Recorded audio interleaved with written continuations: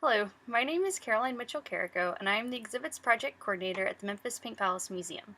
This spring, the Pink Palace is hosting a traveling exhibit from the Science Museum of Minnesota called Race, Are We So Different?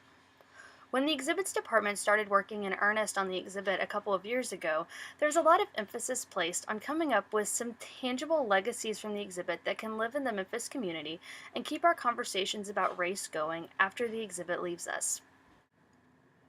In the process of doing research on the history of race in Memphis, we ended up focusing some on the 1968 Memphis sanitation workers' strike.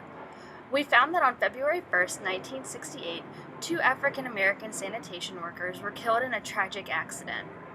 Mr. Robert Walker and Ethel Cole were riding back to the garbage dump in the back of an outdated sanitation truck. The city was in the process of taking these trucks out of circulation because of known risks, but Cole and Walker were in one of the trucks that was still on the road.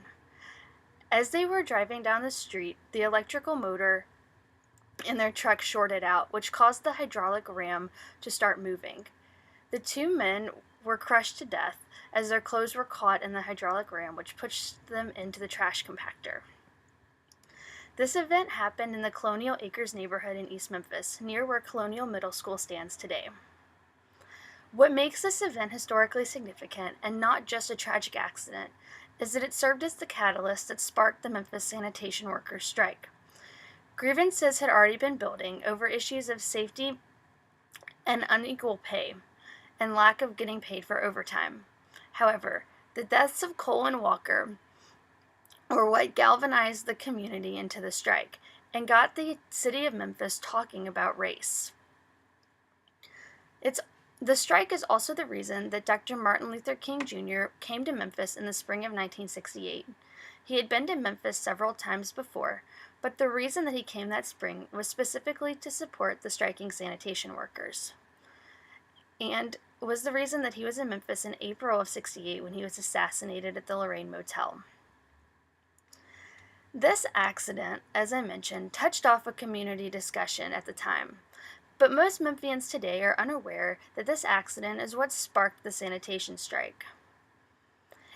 In thinking about ways that we could come up with a tangible legacy of our race exhibit in the Memphis community, we discussed filling out a historic marker application to mark the site of the accident. Our hope is that having a historic marker will keep this conversation about race going long after the exhibit leaves us. Currently, we've filled out the application for a historic marker with the Tennessee Historic Marker Commission. The commission is meeting on October 11th to consider our proposal. Hopefully, it will be approved, and the marker can be dedicated on February 1st, the anniversary of the accident, and incidentally, also the day that race opens at the Pink Palace Museum. We hope that you will join us in our conversations about race and its ongoing impact in our Memphis community.